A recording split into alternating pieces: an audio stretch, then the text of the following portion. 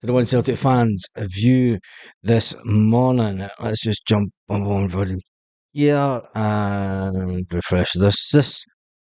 So, Celtic and the Celtic transfer policy. Let's talk about that this morning, because let's face it, Celtic. I'll just turn that down so I don't get that. And we'll turn this one down. Let's face it, Celtic, as far as a lot of the fans are concerned, are dragging their heels. They are dragging their heels when it comes to transfers. Once again, it's not going to be a summer where we're going to have wholesale changes, but we've known for a long time that we need a goalkeeper. And are we seriously going to go in with Benji Siegrist? Benji Siegrist made noises during the summer. Well, his missus did. He didn't. His missus made noises during the summer that he was looking to leave Celtic. He does have, I think he's got a year left on his contract. Scott Bain will always be the number one. And when it comes to transfers of Adam Ida, I'm going to mention one name. Well, I'm going to talk about two players that Celtic in the last so many years missed out on. And the first one is John McGinn. Now, we all know the story with John McGinn.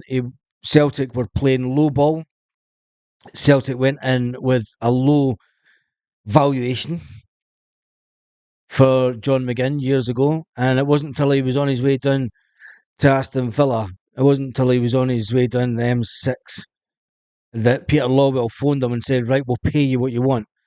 And then the lad turned around and says, you're too late. You're too late. I've done the deal. I'm going south. And then last year, Celtic went in with a low offer for the Brøndby striker. And we didn't get him. We went in with a low offer for the Brøndby striker, and we didn't get him last season. And this season, we went in with a low offer for Adam Ida. There seems to be a reoccurring thing here that although the Celtic board are all within the right to have financial prudence, there has to become a time at Celtic when they have their man in their sights and they just go for it. And they go for it. They've done it under Ange Postecoglou, no problem. Ange Postecoglou seemed to know the players that he wanted, and they went and got them early. Under Brendan Rodgers, he's allowing the board to dictate the pace of transfers, and is it going backwards? Is it going backwards? Let's jump into the comment section and see what you're saying this morning. I'm not expecting too many people on this morning because I'm never usually live at this time of day. But first of all, I need to do a big shout out to It's Murphy. I don't know if that's your YouTube, but you know what you did. You're an absolute star. Evan Sean was in this morning. Tam Mack, Grab Boys in this morning. Here, Whale Trips. Paul McEwen. Morning. Richard Smith is in. Kieran Brady's in. Michael Ross, how are you this morning, Michael? Gordon's in. And here, Lisbon's in. And Mark is in. Jim F is in. Sean is in. Gordon is in. The younglings think they should be on 20 grand a week at 18. And players and Ida, Jota, good goalkeeper, left back. Do we need to go down the Jota route? I don't think we'll get Jota, but anyway. Bromley said they weren't selling Kitchener Garden until the end of their season pass. Yeah, I know, but they wanted more money. They wanted more money from him. Celtic were about 400,000 short. Celtic were about 400,000 short in their valuation of what it may have taken to get the deal done. And my comment is we've went into Norwich and we've went in with what they think, or Celtic think is a good offer, but Norwich have went, well, that's low. That's low compared to what we want. And obviously talks will be taken. Talks will be taking place this week. We are playing tonight. We've no new players in. It's always a hard window to get players in right at the beginning when there is a European competition on, and some of the players in question may have been at the Euros, but I still think that under Ange Postecoglou, we got things done a lot quicker. He wanted players in for the first day of pre-season, and Brendan Rodgers this year has allowed the players to drip feed back. I mean, why was Matt O'Reilly not back first day of the season? Why was Matt O'Reilly allowed another week off to travel around India and whatever? Why was he not back last Thursday? He rocked up this week, just yesterday as well, with Brendan Rodgers. Maybe it was they were all allowed that, but some of the players were in back early, some weren't, and it's just a bit. Everything's a bit weird this summer. And I don't think that we should be concerned as yet. But with Celtic having the financial clout that it does have, other teams will know that Celtic have money to burn, so to speak. But I think that as a fan, and as all fans, yeah, Cammy, we are penny pinching. We are penny pinching. But as fans, we want to get the players in, and Brendan Rodgers has spoke about it. Brendan Rodgers has spoke about the fact that you want to get the players in and you want to get them through a pre-season because it's and you've got to know that. I mean, Celtic put Brendan Rodgers on a charm offensive yesterday with the Q&A. The Q&A. Brendan Rodgers Q&A. The boss sends an important message to fans with up and coming pre-season friendlies. He did talk about Brendan Rodgers did talk about the fact that Flag Day puts an end to last season and it brings the curtain down and blah blah blah. We fucking know all this. We just want signings in. Celtic begin their warm up here United tonight. I did say this morning's video, the other video, that Brendan Rodgers meeting Scott Brown was no accident in Mallorca. We then go to Queen's Park with no Celtic fans at Queen's Park before flying out to the USA where we face DC United, Manchester United and Chelsea. And let's face it, we have a threadbare squad at Lennoxtown today. As the players will go into Lennoxtown this morning. They're bound to go in this morning and do some kind of training and then before the game tonight. But it's a threadbare squad. It is a threadbare squad. Rodgers did claim that the friendlies, he was happy to be back. This week is all about setting targets. And he did this the first time he was at Celtic. He would sit down with his full squad, but he doesn't have the full squad yet. The full squad aren't back. So how can you sit down with the full squad and go, maybe this will happen in America. Maybe once they go to America and they get everyone together, they then sit down and set the targets for the season. Obviously, the targets for the season will say, right, we want to win the treble. We want to win at least 2 or 3 games in the Champions League. They'll set realistic targets. We want to try and win 2 or 3 games in the Champions League. We want to try and win, say, 2 at home and 1 away in the Champions League. A realistic target like that. We want to win the treble. We want to try and get 100 to 90 to 100 points on the board. We want to try and score 100 goals. These are the targets that they sit and talk about pre-season. But the importance of pre-season, he said this is where we build a lot of the base of the fitness. Of course, we have a lot of players who drip feed themselves back over the course of the next few weeks, so not everyone will be here by the first game of pre-season, but the first game of the season, everyone will be back. Players will be at a really good level. It's where you have time to build the fitness base and look and going forward and what you want to achieve. Your goals and your values. It was all just a bit of a... We've heard all this shite before for Brendan. And this season is even more important for Brendan, as far as I'm concerned, because if Brendan really wants to fill out his 3 years at Celtic, he wants to fulfil the 3-year contract that he was given, and he really wants to get the fan. And you've got to say, is the fans will get behind the team no matter what. But if the board are not seen to be backing Brendan as much as what the fans think they should, we're going to start the season the exact same way we started last season. We're going to start the season with fans unhappy that we've been unable to get the quality player that we wanted in quick enough. If we lose out the Adam Eder scenario, and I don't think we will, but if we do, it'll get the fans' backs up right at the beginning of the season, and we don't want that. And it's all down to the Celtic board. It's all down to the power brokers.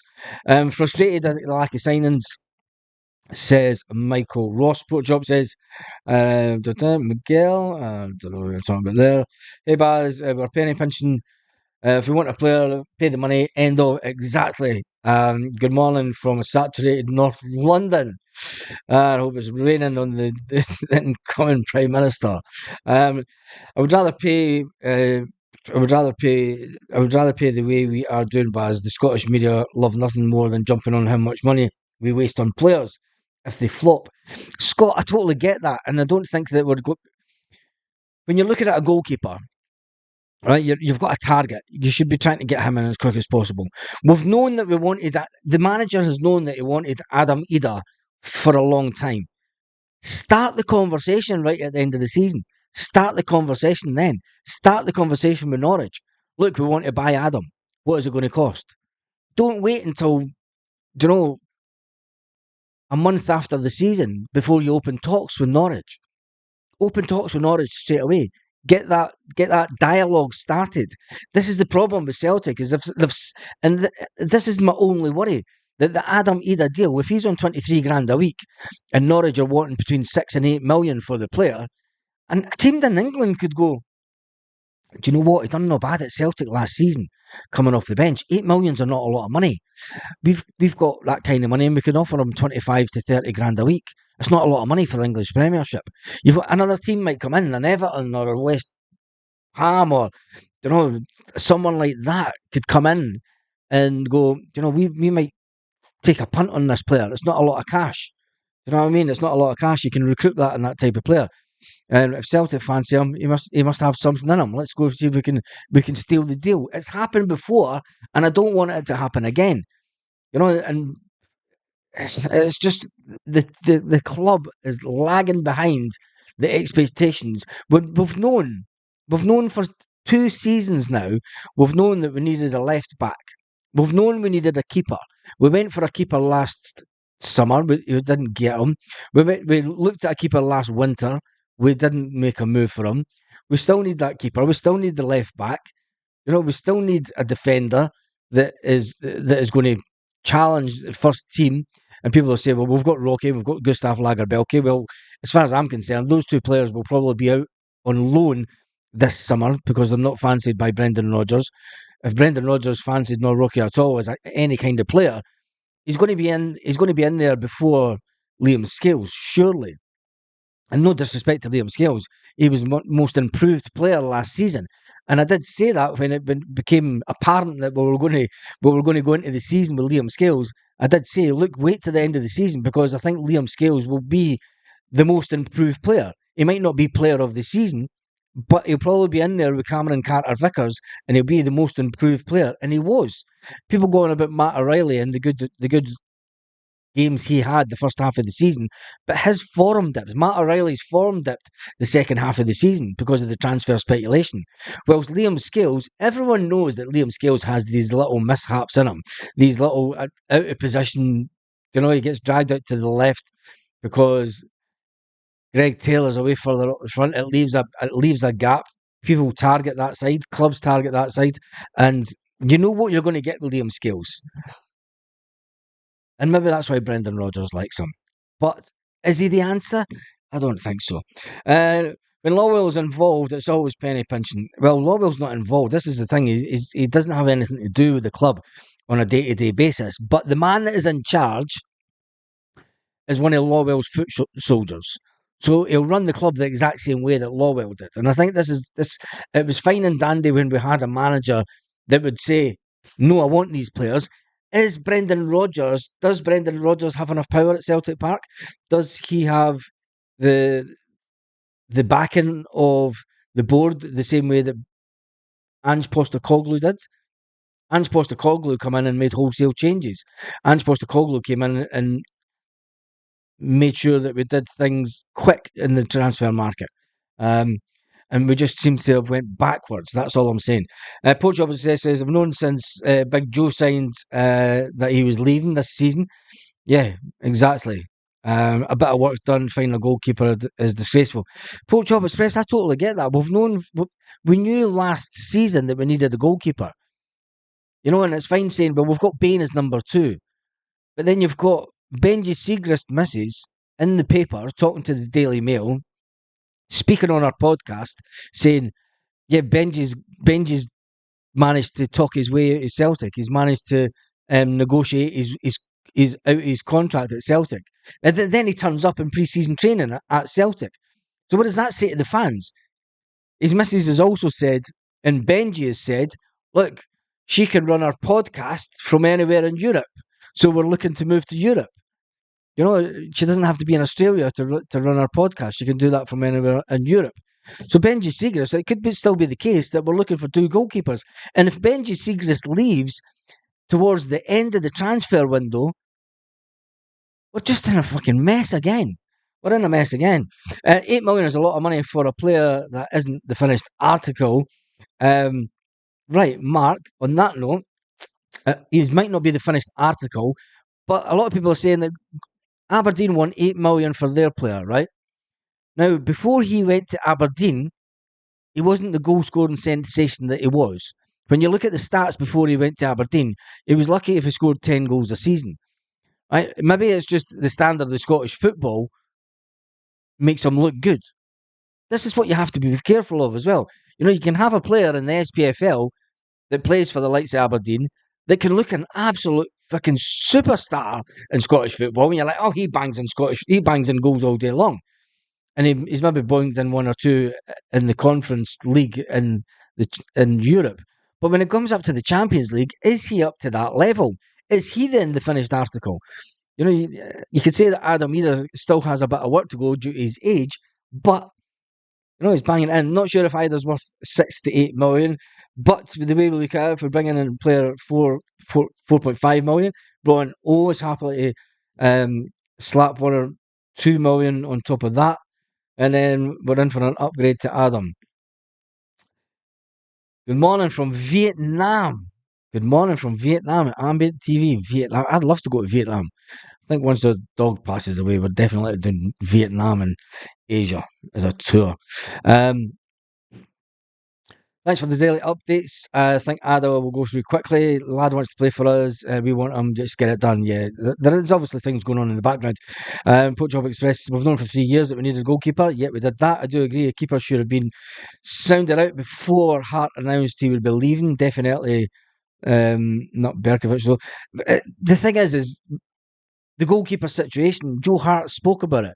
He said, look, but I wanted to get this done and dusted early so there was no speculation over the summer whether or not I would be signing a new contract for Celtic. He wanted to make sure that the gloves were handed on to the next generation of goalkeeper. And what the situation with the goalkeeper, as we know, is we've got Scott Bain, Benji Siegrist is back in training, but Benji Siegrist has been very clever. Benji Siegrist isn't the same as the Grumpy Greek. He's not the same as Zed Haksabanovic that'll go onto social media and he'll badmouth Celtic. He's playing a very clever game. He's getting his missus to do all the talking for him. Benji Siegrist has got his missus doing all the talking on social media for him, saying that he's brokered the deal to leave Celtic. We're going to be moving this summer. So yeah, if he wasn't a finished article, he would be a £50 million player. If he was a finished would Adam Eder be a £50 million player if he's a finished article? Maybe a 25 to 30. I don't know. But you can only he's only 23-year-old. As a striker, he's got 7 cracking years in front of him to progress into something even better. I think what we could do, Michael Ross, would look at Eder. He's not done that either. What did Michael Ross say? Let's just jump back up. Remember that Norwich valued Eder at 3.5 million when the Italian team wanted him on loan and the option to buy. Yeah, but then he played for Celtic and then his value increased as far as they're concerned, and they knew that Celtic got money in the bank. Peter King says, bring back Starfelt. He's been dumped. He's not been dumped. He's just not getting a game. I don't think bringing back. Everyone slated Starfelt.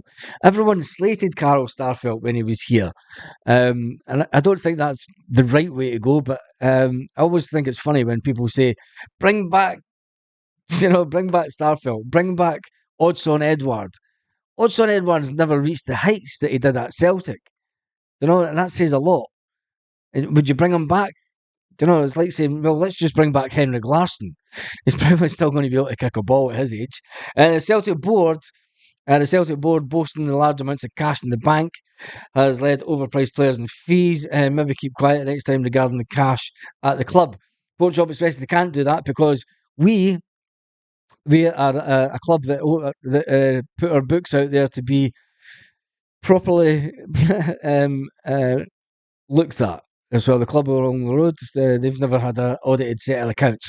Lorna Gallagher's in the house. Scenario says Vietnam's a fantastic place. Been twice. That's good to know because it's a place that I fancy going. Once this old lady pops her clogs. Anyway, Brown Warrior says French Eddie was far from being the finished article when he came, and we paid $9 million for him. Exactly. Ian Adams says $5. $5 for. Oh, I'm not even going down that road. Lucky Green Hat says, Morning Baz, hope you're well, mate. A bit anxious about the goalkeeper situation. I don't think I'm anxious about it. I think that I'm more. It's Celtic have gone backwards slightly. And although Ange Postecoglou brought in Lawwell Jr., we have to remember that. Peter Lawwell didn't bring in his son to Celtic. It was Ange Postecoglou that wanted Mark Lawwell because he'd worked with Mark Lawwell at the City Group. Now, the fact that Mark Lawwell has left Celtic and he's left us in a bit of a pickle when it comes to the Adam Eder situation. Celtic need to hurry up and make a decision and make an announcement on what is happening with the recruitment team. Because as far as it looks from the outside, there lies the problem. But then again, maybe Brendan's went, look, we don't need someone in the recruitment team at the moment. I know the players that we want. This is the players that I want. Go and get them. Which then says to me that it's Nicholson and co that are not acting fast enough. Acting fast enough. And then when it comes to the end of once the window slams shut and we've got players in, I suppose then should be the time that we sit and look at the way that the board has conducted itself again. And we all know what will happen if the board has not conducted itself in the manner that the Celtic fans think that they should have, and the fact that they haven't acted with urgency in trying to get players in for certain positions. Anyway, we should ask Liverpool if they want to do a swap deal, Kelly or for Scott Bain. They need to stump up some cash on top. Oh, Jesus. Get Starfield back 3 million times better than Scales, says Sport Chops. Ida brings another dimension to our striking force. He's strong and dominates. Kyogo is nippy, can get past the defenders. Yes, it is. And I think that that's a dimension that the other strikers that have been linked with Celtic don't really bring to the game. When you look at Shankland, we're not going to go for him, but we've been linked with him, so we'll talk about him. Shankland, he can hit on the run. He can hit. He's a Kyogo-ish type of player. He hits on the break. He doesn't really hold the ball up as well as what Adam Eder does. When you look at the Aberdeen guy is kind of a similar type player. He hits on the break also. So we've got that in Kyogo. But Adam, we've seen what he could do last season, and I think that we really need to just spend the cash. We need to just get the deal done and dusted, as far as I'm concerned. Anyway, we need at least 2 central midfielders to replace Kalmak. He's been in the same role as Bruni was. And look what shit we got into. It says, Kevin McGross, it's simple. Straight swap. McCarthy for Ida. Oh, Michael, that's a quality one. We should do that, actually. We should say, look, we've got this fantastic midfield player. He was once what's his name? Just have a look at him first. Have a look at this video footage from 5 years ago when he last played football. And his name's James McCarthy. Who the fuck's James McCarthy? Scott says that some docs agree because we've got the cash doesn't mean that we should be stupid with it. No, we shouldn't be stupid with it, but we need to get players in. Brendan clearly wants Ida, otherwise Ida would have gone, and we still need him. Obviously, Ida is open for the move. Yes, he is that. It is that. We do need to put a bid in. Right, let me see if there's any other Celtic news kicking in this morning, because it is a little bit since. Obviously, everyone's just talking about the fact that Liam Scales was punted out yesterday, and you seen it towards the end of the season. Liam Scales was the man that was getting punted out to do media conference stuff. Obviously, because Callum McGregor's not there, and he's not there. Celtic PLC price is soaring. The Celtic PLC price is soaring, according to this article. PLC share price is soaring, and that's good news, especially for our largest shareholder, Dermot Desmond. But supporters don't care. They want to see investments in the team.